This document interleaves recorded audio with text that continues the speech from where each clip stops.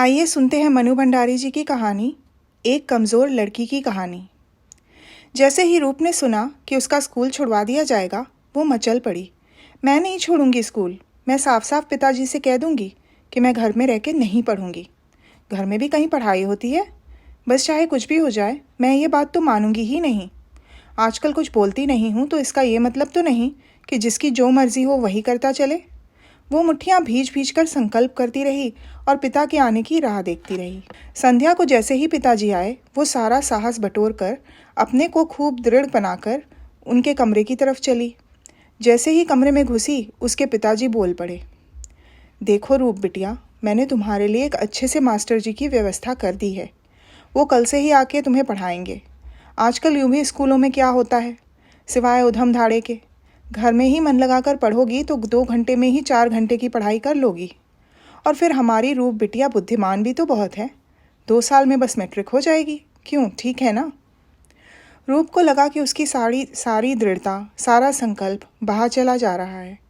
उसके मुंह से केवल इतना ही निकला, जी ठीक है। और वो लौट गई। कमरे में आकर वो बहुत रोई, अपने को बहुत कोसा। क्यों नहीं मैंने साफ साफ ये कह दिया? क्यों मान गई मैं पिताजी की बात? पर उसके मन की बात उसके मन में ही घुट कर रह गई। उसे कोई जान भी नहीं पाया। दूसरे दिन से ही मास्टर जी पढ़ाने के लिए आने लगे और वो पढ़ने लगी। आज से 3 साल पहले रूप बड़ी ज़िद्दी, बड़ी हठीली लड़की थी। 3 साल पहले अचानक हार्ट फेल हो जाने के कारण उसकी सिर से माँ का साया सदा के लिए उठ गया था। साल भर बीतते न बीतते उसके पिताजी ने उसके लिए नई माँ की व्यवस्था तो कर दी, पर उसका मुरझाया मन फिर से हरा नहीं हो सका। अपनी माँ के असीम प्यार में रहने के बाद जब एकाएक उसे नई माँ के कठोर नियंत्रण में रहना पड़ा, तो वो इतनी डर गई, इतनी सहम गई कि उसका सारा उल्लास, सारी चंचलता, सारे हौसले मर गए। 10 वर्ष की नन्ही रूप जैसे प्रौढ़ हो गई हो, पर इस प्रौढ़ता में भी कभी कभी उसका बचपना झांक जाता था। कभी कभी जिद पकड़कर बैठ जाने की उसकी इच्छा होती थी। लेकिन दूसरे दिन से मास्टर जी आने लगे और वो पढ़ने भी लगी। पर थोड़े ही दिनों में रमेश बाबू ने इस बात को अच्छी तरह महसूस किया कि रूप का स्कूल छुड़वाकर उन्होंने भारी गलती की है। धीरे धीरे घर का सारा काम एक के बाद एक तारा देवी के कंधों से सरक कर रूप पर आता गया और वो भी बिना विरोध के चुपचाप सब कुछ ओढ़ती चली गई।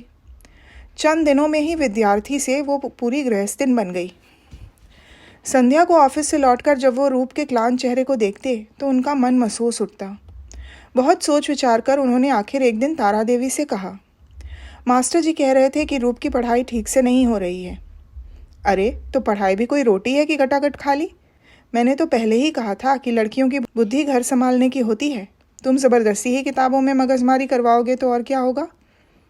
जब किसी बात को पूरी तरह समझती नहीं तो यूँ टांग मत अड़ाया करो। स्वर में क्रोध का पुट स्पष्ट। मैं सोचता हूँ रूप को उसके मामा के यहाँ भेज दूँ। वो तो बेचारे पहले ही बहुत कह गए हैं, बस मैं ही नहीं माना था।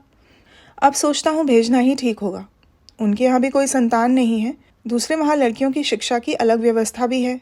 शहरी जीवन में रहेगी तो कुछ बनेगी। नहीं, अब उसे भेजना ही होगा। ऐसे नहीं चलेगा।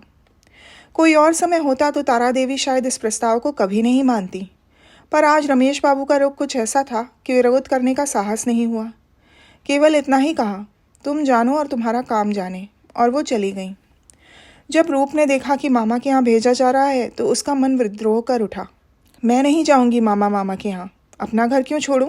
स्कूल भी छुड़वा दिया, इतना काम भी करती हूँ, फिर भी ये लोग मुझे अपने घर नहीं रखना चाहते। इस बार मैं साफ साफ कह दूंगी कि मैं कहीं भी नहीं जाऊँगी। जाने क्यों इस बात से उसे लगा मानो पिताजी उसे घर से निकालना चाहते हैं और यही भावना उसके मन को कचोट रही थी। मैं इतनी पराई हो गई, इतनी बुरी हो गई कि घर में नहीं रखा जा सकता। ऐसा ही है तो मुझे मार डालो, पर मैं जाऊंगी नहीं। और वो शाम तक रोती रही। शाम को पिताजी के आते ही वो साहस बटोरकर उधर चली। जैसे ही दरवाजे के निकट पहुंची, उसने सुना नई माँ पिताजी से कह रही थी, तुम्हारे ही भेज भेज करने से क्या होता है? तुम्हारी लाडली तो सवेरे से आंसू ढुलका रही है। पिताजी बोले, कौन? रूप बेटी? अरे वो बड़ी समझदार लड़की है, मेरा कहना वो कभी नहीं टाल सकती। रूप को लगा जैसे उसका सारा विरोध, सारा क्रोध बह गया है। वो जितने जोश के साथ उधर आई थी उतने ही शिथिल कदमों से लौट गई। मामा के बारे में रूप ने सुना तो बहुत था, होश संभालने के बाद उन्हें कभी देखा नहीं था। जब वो वहाँ पहुँची तो मामा मामी के असीम प्यार ने 2 दिन में ही जैसे उसे नया जीवन दे दिया। मामा तो बहुत देर तक उसके सर पर हाथ फेरते रहे और उनकी आंखों से आंसू बहते रहे। मामा को यूँ रोते देखकर रूप भी बहुत फूट फूट कर रोई। मामा मामी के अतिरिक्त उस घर में एक तीसरा सदस्य था, ललित। बचपन से ही डॉक्टर साहब ने इसे पाला था और आज तो वो एक प्रकार से उनका पुत्र ही बन गया था। डॉक्टर साहब तो अपने काम में ही बड़े व्यस्त रहते थे, सो उन्होंने रूप की पढ़ाई लिखाई की व्यवस्था का सारा भार ललित पर डाल दिया। शुरू में रूप को ललित के सामने बड़ी झिझक लगती थी। लड़कों के साथ बात करने की उसे आदत जो नहीं थी, पर उस घर का वातावरण ही इतना उन्मुक्त, इतना स्वच्छंद था कि अधिक दिनों तक संकोच और झिझक टिक नहीं सकी। मैट्रिक की परीक्षा देकर भी रूप घर नहीं गई। सारी छुट्टियां वहीं बिता दी। आज उसका रिजल्ट निकलने वाला है। ललित रिजल्ट देखने गया है और उसे लग रहा है जैसे समय ही नहीं गुजर रहा। पास तो वो ज़रूर हो ही जाएगी, डिवीज़न भी अच्छा ही मिलेगा। फिर भी जब तक रिजल्ट ना आ जाए मन में खटका था। तभी दूर से ललित आता दिखाई दिया। वो दौड़कर फाटक पर पहुंची। ललित ने कहा, मैं कहता हूँ बोर्ड वाले 4th डिवीज़न की भी व्यवस्था कर देते तो उनका क्या बिगड़ जाता। क्यों, क्या हुआ? रूप ने कुछ बुझे से स्वर में पूछा, पर उसे अपनी सफलता पर जैसे विश्वास नहीं हो रहा था। होगा क्या, फर्स्ट से लेकर 3rd डिवीज़न तक की सारी लिस्ट टटोल मारी, कहीं आप साहब का नाम ही नहीं। चलो हटो, झूठे कहीं के, ऐसा हो ही नहीं सकता। नहीं साहब, ऐसा कैसे हो सकता है? रूप रानी तो पास होने का पट्टा लिखा कर आई हैं खुदा के घर से। देख रही हो चाची इसका मुगालता, खोपड़ी में गोबर और सपने देखेंगी 1st डिवीज़न के। मेहनत तो बहुत की थी बेचारी ने, मामी ने कुछ निराश स्वर में कहा। अरे तो इसमें घबराने की क्या बात है? कौन बोर्ड टूटा जाता है या रूप ही मरी जा रही है? आते साल फिर बैठ लेगी। अच्छा है, एक एक क्लास में 2-3 साल रहेगी तो जड़ें मजबूत हो जाएंगी। मैं मान ही नहीं सकती कि मैं फेल हो गई। तुम झूठे हो, तुम झूठे ही चढ़ा रहे हो। मुझे अपनी आंखों से दिखाकर लाओ तो मानूं। नहीं मानती तो जाकर देखा, यहाँ तेरे नौकर लगे हैं ना जो 10-10 बार चक्कर खाते फिरेंगे। तभी डॉक्टर साहब की कार आती दिखाई पड़ी। गाड़ी से उतरते ही उन्होंने पूछा, क्या रहा रूप तुम्हारा रिजल्ट? रूप रोनी रोनी सी हो रही थी। मामी कुछ बोलने ही जा रही थी कि ललित बोल पड़ा, जी 1st डिवीज़न में पास हो गई है। डॉक्टर साहब के सामने मजाक करने का उसका भी साहस नहीं था। सुनते ही रूप ने आंखों में उसको डांटा। मामी बोल पड़ी, कैसा है रे तू भी, जब से बेचारी को छेड़ रहा था। डॉक्टर साहब रूप को खूब शाबाशी देकर उसकी पीठ थपथपाकर अंदर चले गए। जाते ही रूप ने ललित को लपेटना शुरू किया। बड़े आए 4th डिवीज़न वाले, अपने जैसे कुड़मगज ही सबको समझ रखा है ना।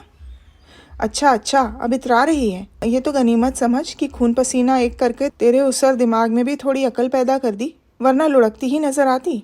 तभी डॉक्टर साहब का बुलावा आया और दोनों अंदर गए। आज रूप कॉलेज में फॉर्म भरने जाने वाली थी। सवेरे से ही ललित उसे समझा रहा है कि कौन से विषय लेना उसके लिए ठीक रहेगा, पर रूप है कि मानती ही नहीं। ललित झल्ला पड़ा, समझती कुछ है नहीं, किसी से सुन लिया और अपनी अपनी लगाई जा रही है। रूप भी बिगड़ पड़ी, जाओ, नहीं समझते हैं तो नहीं सही, पर तुम्हारे विषय कभी नहीं लेंगे। कोई तुम्हारे गुलाम है जो हर बात तुम्हारी ही माने। पर जब रूप ने फॉर्म भरा तो सब वही विषय भरे जो ललित ने बताए थे। ललित को जब ये मालूम पड़ा तो जाने कैसा कैसा लगा उसे। उसने कहा, क्यों री रूप, तू अपनी बात पर टिकती क्यों नहीं? विरोध तो बड़ी जोर शोर से करेगी, दुनिया भर की अकड़ दिखाएगी, पर करेगी वही जो दूसरे चाहते हैं। क्या करूं, फिर तुम ही कहते कि बड़ी ज़िद्दी लड़की है। ललित को रूप की ये कमज़ोरी अच्छी भी लगती थी, बुरी भी लगती थी। आज कॉलेज खुलने वाला था। रूप सवेरे से ही कॉलेज जाने की तैयारी कर रही थी। उसने ज़िंदगी में पहली बार 2 चोटियाँ की, उल्टे पल्ले से साड़ी पहनी, पर्स लिया। जैसे ललित की दृष्टि रूप के स्नेह रूप पर पड़ी, बड़े ज़ोर से हंस पड़ा। आय हाय, गांव की छोरी और पूरब की चाल। अच्छा जाओ, हम तो गांव के ही सही, तुम तो जैसे सीधे विलायत से ही चले आ रहे हो। रूप की दोनों चोटियां पकड़कर घसीटता हुआ ललित भीतर ले गया। अरे चाची, देखो तो ज़रा अपनी रूप बिटिया का नखरा तो देखो, कॉलेज जा रही है, कॉलेज। हाय रे, मार डाला, सारे बाल नोच कर रख दिए। क्या कर रहा है रे ललित, इतना बड़ा हो गया है, अभी तक बचपना नहीं गया, चाची ने स्नेह से डांटते हुए कहा। अरे चाची, ज़रा रूप की तारीफ तो कर दो, बेचारी ये तो ना समझे कि इतना सजना संवरना बेकार चला गया। हाँ तो अच्छी तो लग रही है। अच्छा, अच्छी, कमाल कर दिया चाची तुमने तो। अरे अच्छी क्या, इंद्र के अखाड़े की अप्सरा लग रही है, अप्सरा। इस विशेषण को सुनकर रूप को गुस्से में भी हंसी आ गई। वो समझ नहीं पा रही थी कि कैसे ललित को मज़ा चखाए और जब कुछ नहीं सूझा तो उसने उठकर एक लोटा पानी ही उसके ऊपर डाल दिया और खिलखिलाकर हंस पड़ी। लो और चिढ़ाओ। इस हरकत के लिए ललित तैयार नहीं था। जो ही रूप को पकड़ने के लिए दौड़ा, चाची ने पकड़ लिया। इतने बड़े बड़े हो गए पर ज़रा भी शऊर नहीं। सवेरा हुआ नहीं कि लड़ाई शुरू हो गई। अब कोई तुम छोटे बच्चे हो भला? अपनी उस लाडली को तो कुछ कहती नहीं, सिर पर चढ़ाकर बिगाड़ कर रखा है बुरी तरह। सारे कपड़े बिगाड़ दिए, बदतमीज़ कहीं की। और झल्लाया हुआ वह ऊपर कपड़े बदलने चला गया। रूप दूर खड़ी खड़ी हंस रही थी। उस दिन चाची किसी से मिलने गई थी और रूप चुपचाप अपने कमरे में बैठी किताब के पन्ने उलट रही थी। तभी ललित ने आकर कहा, ए रूप, जल्दी से तैयार हो जा, मैं सिनेमा के टिकट लाया हूँ, बड़ी अच्छी फिल्म है। मुझे नहीं जाना सिनेमा, किताब पर से आंख उठाए बिना रूप ने उत्तर दिया। क्यों? ये भी कोई ज़रूरी है कि तुम्हारे हर क्यों और क्या का जवाब ही दिया जाए? बस कह दिया नहीं जाना तो नहीं जाना। ठीक है, नहीं जाना है तो मत जाओ। यहाँ रौब किस पर लगा रही हो? तुम्हारा टिकट वापस कर देंगे। और झल्लाया हुआ ललित ऊपर चला गया। थोड़ी देर में वो तैयार होकर नीचे उतरा और जैसे ही दरवाजे के पास पहुंचा तो देखा रूप तैयार खड़ी है। वो कुछ नहीं बोला। दोनों चुपचाप चलने लगे। आधा रास्ता पार करने के बाद ललित पूछ ही बैठा, इतना मिजाज क्यों गर्म हो रहा था तेरा? पर जैसे ही उसने रूप की ओर देखा, उसकी छलछलाई आंखें देखकर वो सहम गया। रास्ते में अधिक छिड़ना उचित ना समझकर वो चुप हो गया। हाल में पहुंचे और अंधेरा हुआ कि बहुत ही मुलायम स्वर में ललित ने पूछा, क्या बात है? पिताजी की चिट्ठी आई है, लिखा है 1 सप्ताह के लिए चली आओ। तुम ही बताओ, अभी जाकर क्या करूँगी भला? जाने मेरा मन कैसा कैसा हो रहा है। तभी खेल शुरू हो गया। उस समय तो ललित ने बड़ी लापरवाही से कह दिया, चिंता मत कर, सब ठीक हो जाएगा। लेकिन खेल खत्म हुआ तो हॉल से बाहर निकलते ही ललित ने पूछा, हाँ तो क्या लिखा है पिताजी ने? और तो कुछ नहीं, बस आने के लिए लिखा है। तो तू साफ लिख दे कि अभी नहीं आ सकती। कॉलेज की पढ़ाई है कि कोई तमाशा? हाय राम, पिताजी को टूटता जवाब कैसे लिखूं? हाँ, पिताजी को टूटता जवाब कैसे लिख दे? टूटता जवाब देने के लिए तो हम हैं। कुछ भी कहो और फट से नहीं करेंगे, सुन लो। तुम्हारा क्या? हाँ साहब, हमारा क्या, हम कोई आदमी थोड़ी हैं। पर सच रूप, तुझ पर बड़ा गुस्सा आता है। तू इतनी डरपोक क्यों है? घर वालों के सामने तेरी जान निकलती है। देखती नहीं आजकल की लड़कियां कितनी बेधड़क, कितनी निर्भीक होती हैं। 2 साल हो गए तुझे यहाँ रहते, पर रही देहातिन की देहातिन। मना कर देगी तो पिताजी यही तो सोचेंगे कि लड़की बड़ी ढीठ हो गई है। सोच लेने दो। तुम जानते नहीं ललित, वो मेरे लिए क्या सोचते हैं। ऐसे जवाब दूंगी तो उनको बड़ा धक्का लगेगा। बस यही तो तेरी कमज़ोरी है। घर वाले ज़रा सा कह दे, हमारी रूप बिटिया जैसा कोई है दुनिया में, और फिर रूप बिटिया से चाहे कुएं में कुदवा लो तो कूद जाएगी। मैं कहता हूँ अपनी ये आदत छोड़ और ज़रा हिम्मत से काम लेना सीख। मुझसे तो नहीं लिखा जाएगा, पर मैं जाऊँगी भी नहीं। और उसका गला भर रहा आया। अच्छा तो अब रो मत, मैं चाचा जी से कहकर चिट्ठी लिखवा दूंगा। और सचमुच ही ललित ने रूप के पिताजी को पत्र लिखवा दिया और बात टल गई। उस दिन संध्या को खूब जमकर पानी बरस रहा था।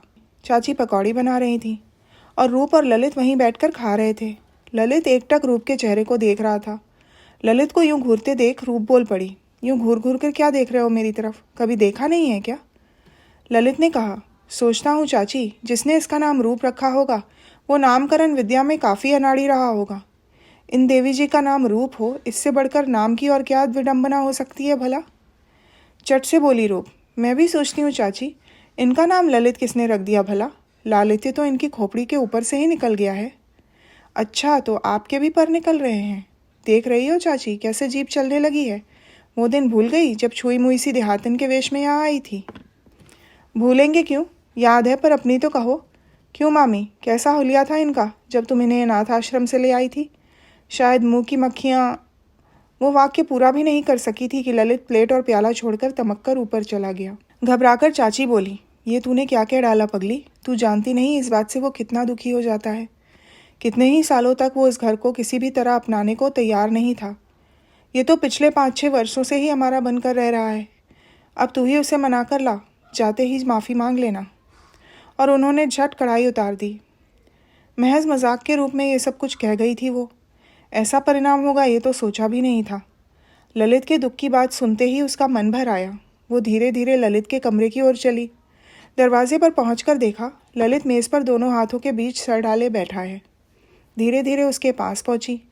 बहुत ही मुलायम स्वर में बोली, ललित, ललित चुप। मुझसे बहुत नाराज़ हो ललित? ललित चुप। तुम्हारे दिल को चोट पहुंचाने का मेरा ज़रा भी इरादा नहीं था, सच मानना। मैंने यूं ही मजाक में कह दिया था। ललित चुप। आगे से ऐसा कभी नहीं होगा ललित, इस बार माफ़ कर दो। ललित चुप। एक बार फिर माफ़ नहीं कर सकते क्या ललित? तो मैं जाऊं?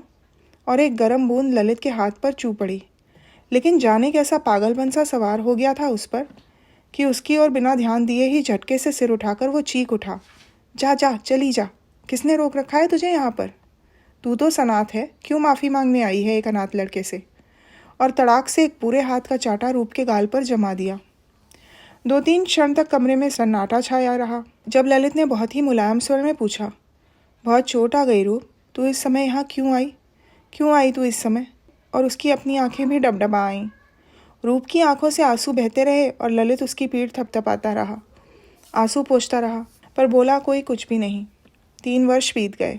इन 3 वर्षों में दोनों एक दूसरे के कितने निकट आ गए थे, इस बात का एहसास ही उन्हें उस दिन हुआ जब ललित के विदेश जाने की बात निश्चित हो गई। बड़े जोश के साथ सारा घर तैयारी में जुट गया। रूप तो सारा काम इस प्रकार कर रही थी मानो वो भी साथ जा रही हो। सारी तैयारी हो गई। जाने में केवल 3 दिन रह गए तो सांझ को ललित रूप के पास पहुंचा। आज उसका मन बड़ा उदास हो रहा था। रूप, बोलो, आज मन बड़ा भारी भारी हो रहा है। सोचता हूँ 3 दिन बाद ही मैं यहाँ से चला जाऊँगा और यहाँ का सब कुछ पीछे छूट जाएगा। कुछ रुककर वो फिर से बोला, इन 3 सालों में तेरे साथ रहते रहते जिस चीज़ को महसूस नहीं कर पाया, आज इस विदाई की बेला में जैसे वह पूरे वेग से मुझे मथे डाल रही है। पता नहीं तू भी ऐसा महसूस करती है या नहीं, पर सच रूप, मेरा तो रोम रोम आज तेरे वियोग की कल्पना से ही दुखी हो रहा है। मुझे तुमने क्या पत्थर समझ रखा है ललित? जानते नहीं किस प्रकार मैं अपने आप को पत्थर बनाए बैठी हूँ। नहीं तो तुम डांटने लगोगे कि कैसी कमज़ोर लड़की है। अब तुम यूँ कमज़ोरी दिखाओगे तो मैं क्या करूँगी बताओ? और उसकी आंखें छलछला आईं। ललित कुछ देर उसकी ओर देखता रहा, फिर बोला, देख, मैं तुझे अपनी रूप सौंप कर जा रहा हूँ, इस विश्वास के साथ कि लौटूंगा तो तू मुझे इसी हालत में लौटा देगी। ऐसा ना हो कि मैं लौटूं और देखूं कि तूने रूप को किसी और के घर का श्रृंगार बना दिया है। तू बड़ी कमज़ोर है, इसी से मन डरता है। बोल रूप, मेरी धरोहर को रख सकेगी ना? सब बातें क्या मुँह से कहनी होती हैं ललित? इतना विश्वास रखो। जान रहते तो तुम्हारी सौंपी हुई धरोहर को किसी को हाथ नहीं लगाने दूंगी। जानता हूँ रूप कि तू मेरी है। दुनिया की कोई ताकत तुझे मुझसे छीन नहीं सकती। पर फिर भी कहे जाता हूँ, यदि कुछ भी ऐसा वैसा हो गया तो दुनिया के किसी भी कोने से तुझे भगा लाऊंगा। उस समय मुझे कोई नहीं रोक सकेगा। ऐसी नौबत ही नहीं आएगी। तभी चाची ने दोनों को चाय के लिए बुलाया और दोनों उठकर चले गए। ललित चला गया। चाची और रूप खूब रोईं। कुछ दिनों तक घर में भयानक सन्नाटा छाया रहा। फिर धीरे धीरे सब कुछ वैसे ही चलने लगा। जिस दिन ललित का पहला पत्र आया, 50 बार उसे पढ़ा गया। जितने लोग आए सबसे कहा गया। फिर धीरे धीरे पत्रों की बात भी पुरानी पड़ गई। रूप ने अपना सारा ध्यान किताबों में लगा दिया। इस बार भी उसे फर्स्ट डिवीज़न में ही पास होना था। ललित के पत्रों में भी बराबर यही लिखा रहता था कि खूब पढ़ना, खूब मेहनत करना। रूप को उन पत्रों से बड़ा बल मिलता, बड़ी प्रेरणा मिलती। पर प्रिय ललित, कभी नहीं सोचा था परसों ही पत्र लिखने के बाद आज फिर आधी रात के भयानक सन्नाटे में तुम्हें पत्र लिखने बैठना पड़ेगा। ये भी नहीं जानती कि जो कुछ लिखना है वो कैसे लिखूं। बस इतना समझ लो ललित कि इतने विश्वास के साथ अपनी जिस धरोहर को मेरे पास छोड़ गए थे, मेरे देखते ही उसे सब लोग छीन रहे हैं और मैं कुछ नहीं कर पा रही हूँ। तुम तो मेरी सारी दृढ़ता, सारे साहस को लेकर कोसों कोसों दूर बैठे हो। अब किसका सहारा लेकर घर वालों का विरोध करूँ? तुम्हारे बिना कितनी बेबस, कितनी असहाय मैं अपने आप को महसूस कर रही हूँ, तुम सोच नहीं सकते। तुम ही बताओ ललित, अब क्या होगा? नहीं जानती पिताजी ने कौन से जन्म का बदला निकाला है। एक बार मुझसे पूछ तो लिया होता, उस हालत में मैं साफ साफ कह देती, पर किसी ने मुझसे पूछने की ज़रूरत ही नहीं समझी और शादी की तारीख तक निश्चित कर दी। मेरी इच्छाओं की, मेरे अरमानों की कोई परवाह तक नहीं की। इतनी साथ से सपनों का सुनहला संसार सजोया था, वो क्या यूं ही बिखर कर चूर चूर हो जाएगा? नहीं, ऐसा नहीं होने दूंगी। तुम कोई रास्ता बताओ, नहीं तो सच कहती हूँ मर जाऊंगी, मैं आत्महत्या कर लूँगी। अपने जीते जी इस अन्याय को नहीं होने दूंगी। जिंदगी भर घुट घुट कर मरने से तो फांसी का फंदा कहीं अच्छा है। बस एक ही गम मन को कचोटे डाल रहा है कि तुम्हें पाने की कितनी साथ थी मन में, पर मन का चाहा क्या कभी पूरा होता है? अगले जन्म में विश्वास नहीं रखती, पर यदि होता तो यही प्रार्थना है कि इस जन्म की अधूरी साथ को पूरी कर देना ईश्वर। ललित, या तो समय रहते मुझे इस अन्याय से बचा लेना, या फिर जो कुछ भी कर गुजरूं उसके लिए क्षमा कर देना। अच्छा विदा, कौन जाने यही मेरी अंतिम विदा हो। तुम्हारी ही रूप। तुमने तो पत्र लिखने में बहुत देर कर दी ललित, बहुत देर कर दी। तुम्हारा पत्र मुझे उस समय मिला जब अग्नि को साक्षी देकर मैं सदा के लिए पराई हो चुकी थी। 4 दिन पहले यह पत्र मिला होता तो सोचती हूँ शायद इसी का सहारा लेकर कुछ कर सकती, पर आज तो इसका शब्द शब्द मेरे हृदय को मथे डाल रहा है। कितने जोश के साथ मैंने लिखा था कि यदि मैं कुछ भी नहीं कर सकी तो आत्महत्या कर लूँगी, मैं मर जाऊँगी, पर मैं मर भी नहीं सकी। तुम भी सोचते होगे कितनी जाहिल लड़की है, पर नहीं जानती कि सब कुछ लुट जाने पर भी किसका मोह प्राणों को यूं अटकाए है। शायद मन के किसी अज्ञात कोने में तुमसे दंड पाने की लालसा छिपी बैठी है, जिसने मुझे मरने भी नहीं दिया। तुम्हारे साथ इतना बड़ा विश्वासघात करके बिना तुमसे उचित दंड पाए यदि मर भी जाती तो विश्वासघात की यह भावना निरंतर मेरी आत्मा को सालती ना रहती। अब तो जब तक तुम लौट कर नहीं आ जाते और मुझ जैसी जाहिल लड़की को जी भरकर इस कुकर्म की सज़ा नहीं दे लेते, तब तक मैं तुम्हारा आसरा देखती बैठी रहूंगी। यूं तो विधाता ने ही मेरे लिए जो दंड सजोया है वो संसार के भयंकर से भयंकर दंड से भी कड़ा है, पर विधाता से भी बड़ी अपराधिनी तो मैं तुम्हारी हूँ। सो जब तक तुम्हारे हाथों दंड नहीं पा लेती, मानो मरने का अधिकार भी मुझे नहीं है। मैं तो अपनी कमज़ोरी का फल भोगूंगी ही, पर इस सारी बात से अकारण नहीं तुम्हें इतना दुखी होना पड़ा, ये सब सोच सोच कर ही मन बिंधा जा रहा है। शायद अपात्र को प्यार करने से ही दुख उठाना पड़ता है। अब मुझे भूल जाओ ललित, स्वप्न में भी मेरा ख्याल मत करना। जितनी उमंग और जितने उत्साह के साथ तुम्हारे प्यार को सहेजा, उसी उत्साह के साथ मन को ज़रा भी मलिन किए बिना मैं तुम्हारी उपेक्षा और भर्त्सना को भी अपने आंचल में समेट लूँगी। इतना विश्वास रखना, मुझ जैसे अनेक रूप तुम्हें मिल जाएंगी। अब और कुछ नहीं लिखूंगी ललित, अब लिखने को शेष ही क्या रह गया है। इस पत्र का उत्तर मत देना और यूं भी मुझे कभी पत्र मत लिखना। अपने जीवन के पिछले पृष्ठों से रूप का नाम धो पोंछ कर बिल्कुल साफ कर देना, जिससे मेरी अपवित्र छाया भी तुम्हारे सुनहले भविष्य को धूमिल नहीं बना सके। इसी अनुरोध के साथ, रूप। ललित, पूछती हूँ मना करने पर भी तुमने पत्र क्यों लिखा? मेरे इतने अनुरोध को भी नहीं रख सके? जानते हो मैं तो यूं ही बहुत कमज़ोर हूँ, फिर क्यों मेरी मिट्टी बिगाड़ने पर तुले हो? तुम भी औरों के साथ मिलकर यूं सताने लगोगे तो किसका आसरा लेके जिंदा रहूंगी, ये तो सोचा होता। इतने ढेर सारे प्रश्न तुमने पूछ डाले, पर पूछती हूँ क्या करोगे ये सब जानकर? जिस लड़की ने तुम्हारे जीवन की सारी खुशियों को यूँ अकारण ही बर्बाद कर डाला, आज भी उसके सुख दुख की चिंता से तुम त्रस्त हो। ये सब लिखने के बजाय यदि तुमने खूब भर्त्सना की होती, खूब फटकारा होता, तो मन की व्यथा कुछ तो घटती। पर तुम्हारा ये स्नेह मुझसे सहा नहीं जा रहा ललित। इन मेहंदी लगे हाथों से कैसे अपनी बर्बादी की कथा लिखूं? बस यही समझ लो कि ये बहुत अच्छे हैं और मैं सुखी हूँ। एक छोटा सा शहर है और ये इसके नामी वकील हैं। काम में बहुत व्यस्त रहते हैं, यूं भी काफ़ी साधु प्रकृति के पुरुष हैं। परिवार का कोई झंझट नहीं, घर में अकेली ही हूँ। साधनों का कोई अभाव नहीं, पर जिसकी सब साधी मर गई हो वो क्या करे इन साधनों को लेकर। मेरे लिए बहुत सी पुस्तकें मंगा दी गई हैं, जिससे इस बड़े घर में अकेली रहकर भी मेरा मन लगा रहे। पर कैसे बताऊं कि जिसका मन ही मर गया, उसके मन लगने न लगने का प्रश्न ही कहाँ उठता है भला। बस और जो है सब ठीक ही है। ज़िंदगी को घसीट रही हूँ या ज़िंदगी मुझे घसीट रही है, कुछ भी समझ लेना, एक ही बात है। अब भूल कर भी मुझे पत्र मत लिखना, हाथ जोड़कर मैं तुमसे यही प्रार्थना करती हूँ। रूप। उस दिन वकील साहब काम से ज़रा जल्दी ही लौट आए। रूप अपने कमरे में खड़ी शून्य दृष्टि से कुछ बाहर देख रही थी। उसकी आंखें लाल हो रही थीं, मानो अभी अभी रोकर चुप हुई हो। वकील ने रूप को इस हालत में देखा तो बहुत मुलायम स्वर में बोले, तुम्हारा मन शायद नहीं लगता यहाँ, बिल्कुल अकेली जो पड़ गई हो। ना हो तो तुम चौधरी साहब की पत्नी के यहाँ चली जाया करो, बड़ी मिलनसार स्त्री हैं, वो तुम्हारा परिचय और लोगों से करवा देंगी। क्या करूँ, मुझे तो ज़रा भी समय नहीं मिलता है कि तुम्हें घुमाने फिराने ही ले जाया करूँ। जी नहीं, मेरा तो खूब मन लग जाता है। फिर ये किताबें तो हैं। देख रहा हूँ इधर तुम दुबली भी हो रही हो, अपनी चिंता अपने आप ही रखा करो, समझी? आप व्यर्थ ही चिंता कर रहे हैं, मैं बिल्कुल अच्छी हूँ। अच्छा देखो, आज शायद मुझे लौटने में कुछ देर हो जाए, तो तुम मेरे लिए बैठी ना रहना, खा पी लेना। इंतज़ार करने की ज़रा भी ज़रूरत नहीं। क्या करूँ, काम को जितना हल्का करने की सोचता हूँ उतना ही बढ़ता जाता है। ये सोचकर कि वकील साहब देर से लौटेंगे, रूप बिना खाए ही पुस्तक पढ़ने बैठ गई। पर तभी उसे वकील साहब का स्वर सुनाई पड़ा। अरे सुनती हो, ये तुम्हारे मैके से कौन आए हैं? मैके का नाम सुनते ही रूप झटपट कर बाहर निकली। देखा सामने ललित खड़ा था। उसके पैर जहाँ के तहाँ रुक गए, नज़रें झुक गईं। वकील साहब बड़ी जल्दी में थे। देखो, तुम इनके नहाने खाने की व्यवस्था करो, मुझे बड़ी जल्दी है। कोशिश तो यही करूँगा कि खाने के समय मैं भी लौट आऊँ, नहीं तो तुम इन्हें अच्छी तरह खिला देना। और जिस व्यस्तता से वो आए थे उसी व्यस्तता से चले भी गए। ललित और रूप दोनों आमने सामने खड़े थे। दोनों के मन में तूफान चल रहे थे, पर कोई कुछ बोल नहीं पा रहा था। आखिर ललित ने ही पूछा, कैसी हो रूप?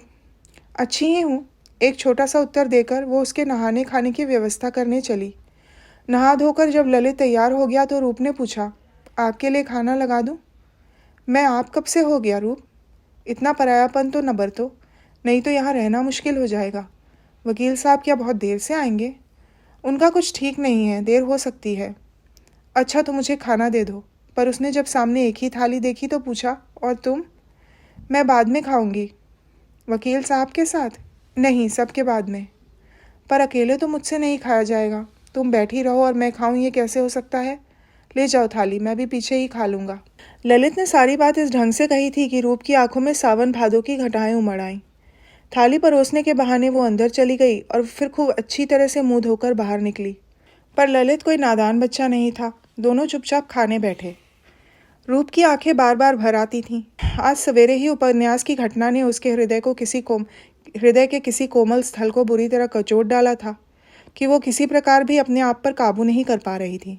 उस पर ललित का आगमन, बिना कारण ही यूं बार बार आंखें भर आने की सफाई देते हुए रूप बोली, पता नहीं मेरी आंखें आजकल बड़ी खराब हो चली हैं। थोड़ी थोड़ी देर में पानी गिरने लगता है। जिस दिन ज़रा सा पढ़ लेती हूँ उस दिन तो हालत और भी ख़राब हो जाती है। ललित मुस्कुराया। आंखों के बारे में जो नवीन खोजें हुई हैं उसका तुम्हें पता है?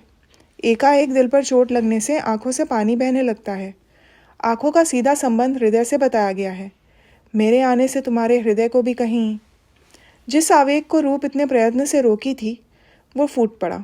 रूप झपट कर अंदर चली गई तो ललित को लगा बड़ी बेमौके की बात उसने कह दी। 2 दिन तक ललित ने देखा कि रूप जैसे उससे कन्नी काटती है। वकील साहब तो सवेरे से रात 9 बजे तक बाहर रहते हैं। वो रूप से अनेक बातें कर सकता है पर वो आती ही नहीं। आखिर एक दिन उसने रूप को बुलाकर बिठा ही लिया। बड़ी व्यस्त रहती हो क्या? बात करने का समय नहीं निकाल सकती? नहीं तो, छोटा सा उत्तर था रूप का। वकील साहब तो बड़े व्यस्त रहते हैं। तुम आखिर सारे दिन करती क्या हो? घर का काम भी तो रहता होगा ना, आखिर बड़े वकील साहब की पत्नी जो ठहरी। एक बार रूप ने ललित की ओर देखा। उन बुझी बुझी आंखों की दृष्टि में जाने ऐसा क्या था कि ललित का कलेजा बिंद गया। फिर भी वो कहता ही गया, बड़े शानदार मकान में रहती हो, ढेर सारे नौकर चाकर, बड़ा सा बगीचा, फिर परिवार का कोई झंझट नहीं। बस लगता है ठाठ हैं तुम्हारे तो। दुनिया में एक तुम ही तो रह गए हो ताने सुनाने को। जी भर कर सुना लो। यदि इसी से तुम्हें तसल्ली मिलती हो तो मैं वो सब भी सह लूँगी। और रूप फफक के रो पड़ी। ललित इसके लिए ज़रा भी तैयार नहीं था। रूप के आंसुओं में ही जैसे उसके मन का सारा आक्रोश बह गया। उसने बहुत ही स्नेह भरे शब्दों में कहा, अरे पगली, मैं तो मजाक कर रहा था, इसी में रो पड़ी। फिर एकाएक बहुत ही उदास स्वर में बोला, तुम्हारे हृदय को चोट पहुंचाकर मुझे आनंद मिलेगा, ऐसी बात ही तुम्हारे मन में क्यों आई? तुम्हें सुखी बनाने के उद्देश्य से ही तो मैं इंग्लैंड गया था। सोचा था उच्च शिक्षा पाकर अच्छी नौकरी भी पा सकूंगा और फिर तुम्हें रानी की तरह रखूंगा। तुम्हारी छोटी सी छोटी इच्छा को पूरी करने में अपना सर्वस्व कुर्बान कर दूंगा।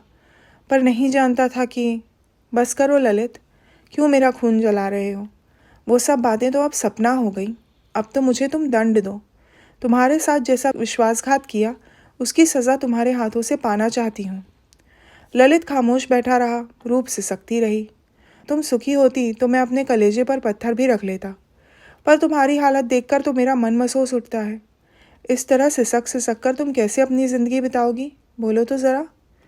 मेरी किस्मत में तो रोना ही लिखा है। बचपन में माँ मर गई, तुम्हारा प्यार मिला वो भी छीन लिया गया। तुम ही बताओ अब किस बात पर हंसूं? किस्मत विस्मत सब बेकार की बातें हैं। आदमी चाहे तो अपनी किस्मत को बदल सकता है। कुछ देर चुप रहकर ललित फिर बोला, मेरी बात मानो तो आज भी तुम सुखी हो सकती हो।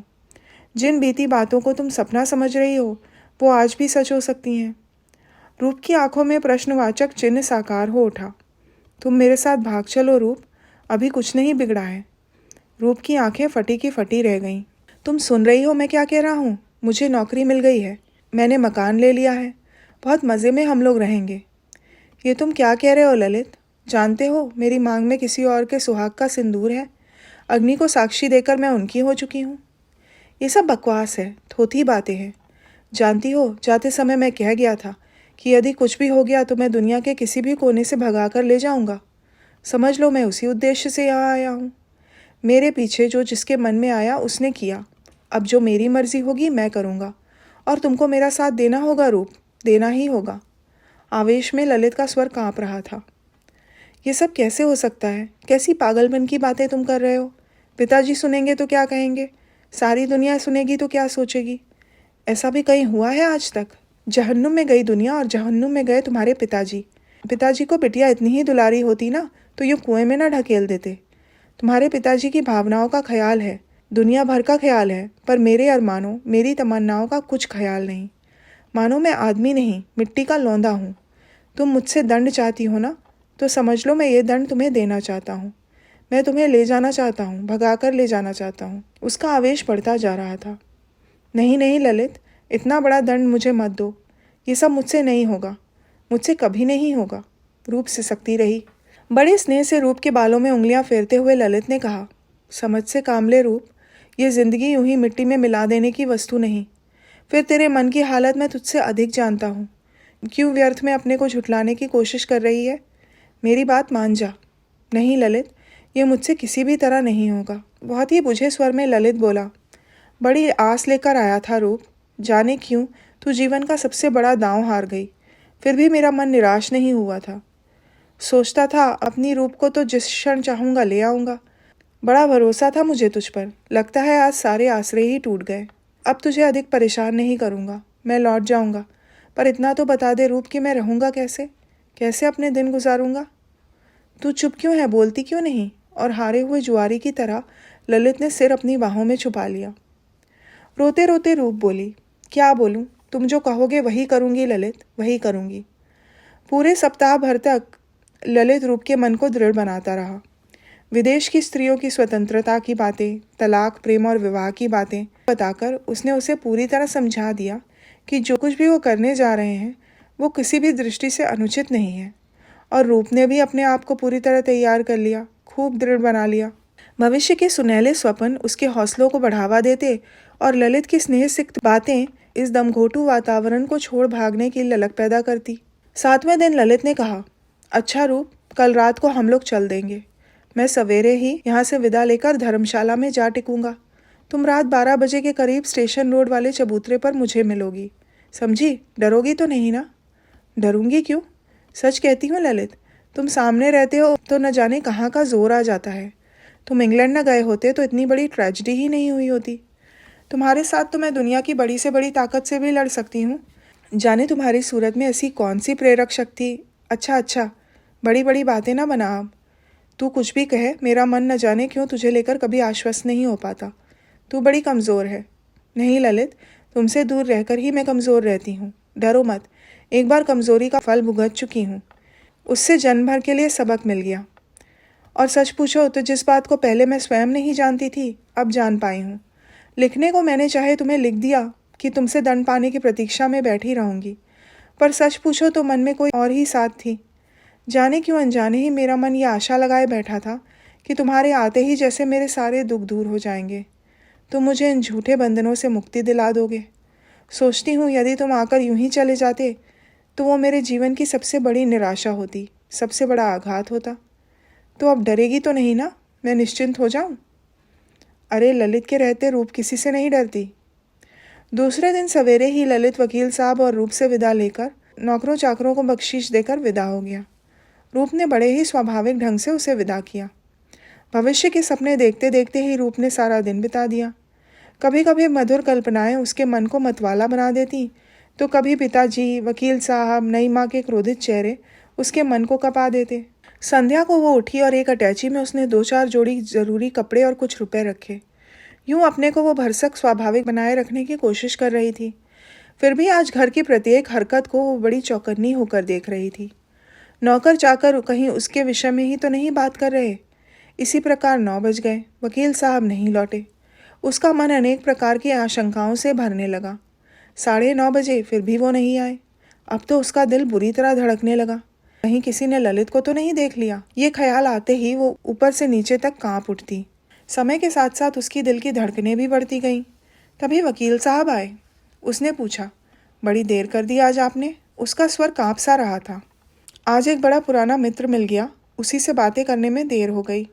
अपने आप को स्वाभाविक बनाए रखने के लिए रूप जल्दी जल्दी खाना परोसने लगी। उसका हाथ काँप रहा था और वकील साहब बोले चले जा रहे थे। बड़ी मुसीबत में था बेचारा। उसकी स्त्री अपने किसी आशिक के साथ भाग गई। रूप का चेहरा फक, उसका हाथ जहाँ का तहाँ रुक गया। मुझसे सलाह लेना चाहते थे कि क्या किया जाए। मैंने साफ कह दिया, कानूनी कार्रवाई करो। पर उसका कहना था कि पढ़ी लिखी लड़की है, कानून के ज़ोर से उसे अपना नहीं बनाया जा सकता। कपड़े बदलने का काम ख़त्म करके वकील साहब कुर्सी पर आ डटे थे। रूप के पैर बुरी तरह लड़खड़ा रहे थे और वकील साहब अपनी ही धुन में बोले चले जा रहे थे। मैंने तो साफ कह दिया, पढ़ी लिखी है तो सिर पर बिठाओ। पढ़ी लिखी है, पढ़ी लिखी है। अरे पढ़ी लिखी तो तुम भी हो। भागने की बात तो दूर, 2 साल हो गए, मुझे कभी याद नहीं पड़ता कि तुमने आंख उठाकर किसी पुरुष से कभी बात भी की हो। यह भी कोई बात हुई भला? रात का 1 बजा था। रूप की आंखों से एक एक करके आंसू टपकते जा रहे थे और उसके सूटकेस से एक एक करके कपड़े बाहर निकलते जा रहे थे। तो ये थी मनु भंडारी जी की एक कमज़ोर लड़की की कहानी। आशा है आपको पसंद आई होगी। सुनने के लिए धन्यवाद।